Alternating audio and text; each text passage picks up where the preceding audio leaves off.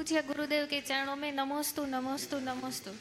गुरुदेव, मेरा प्रश्न यह है कि हमारे जैनियों में दिगंबर और तेरावासी मूर्ति की पूजा करते, मूर्ति पूजक है, तो फिर स्थानकवासी मूर्ति की पूजा क्यों नहीं करते? क्योंकि शासन और धर्म एक ही है, तो फिर इतना अंतर क्यों है? पहले तो मैं चाहूँगा कि एक बार लाधानी परिवार का जोरदार अभिनंदन कर दे। जाना पहचाना बड़ा ही सरल और सौम्य परिवार है। आप आज देख रहे हैं ये देशना मंडप, जिसका नाम दिव्य देशना मंडप दिया है, ये इनके ही सौजन्य से बना है।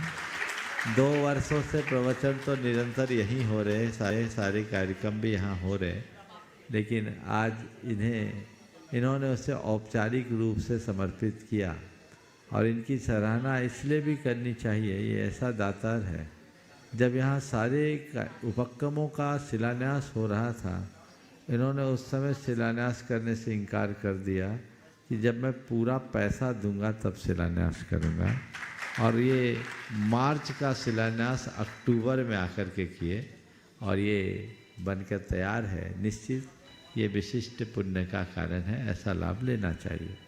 आपने जो सवाल किया है कि दिगंबर और देरावासी के अलावा स्थानकवासी कैसे आए, ये किसी भी परंपरा में समय समय पर अनेक पंथ उत्पन्न होते रहते हैं। यह भी एक पंथ है। इस पंथ के पीछे कई कारण हैं।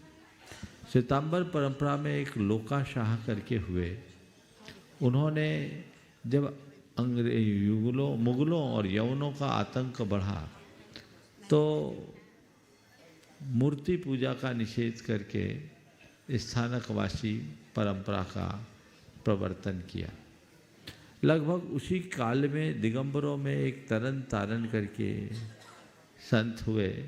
उन्होंने भी दिगंबरों में तारण पंथ की स्थापना की। दिगंबरों में उनकी संख्या बहुत ज़्यादा नहीं है, लेकिन तारण पंथ को मानने वाले वे जिन बिंब को नहीं मानते, वो शास्त्र को पूछते हैं। स्थानकवासी संप्रदाय में गुरु को मानते हैं, गुरु मार्गी, साधु मार्गी कहलाते हैं। तो एक काल था, मूर्तियां सुरक्षित नहीं थी, मूर्ति भंजकों का प्रकोप था।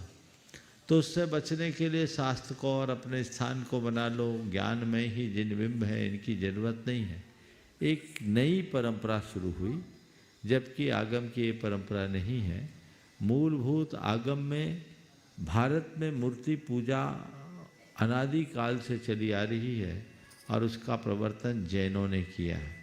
हड़प्पा और मोहनजोदड़ो के उत्खनन से प्राप्त अवशेषों से भी मूर्ति पूजा का अस्तित्व पता चलता है। तो जितना पुराना जैन धर्म है, उतनी पुरानी मूर्ति पूजा की परंपरा है। इसलिए हमें इस परंपरा को अपनाना चाहिए।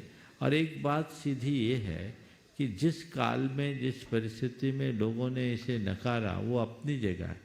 लेकिन ये बताओ, तुम्हारे सामने तुम्हारे पिताजी की तस्वीर को कोई फाड़ेगा तो तुम्हें अच्छा लगेगा?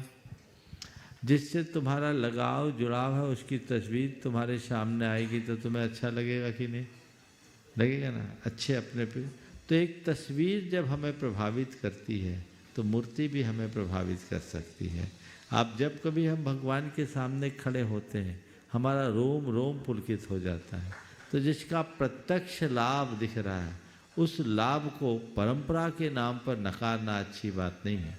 मैं तो तुम जैसे सभी लोगों को कहूँगा जो नए सोच के हैं, युवा हैं, इस तरह की परंपराओं से मत बंधो, मूलभूत तत्व को समझो और जीवन को आगे बढ़ो।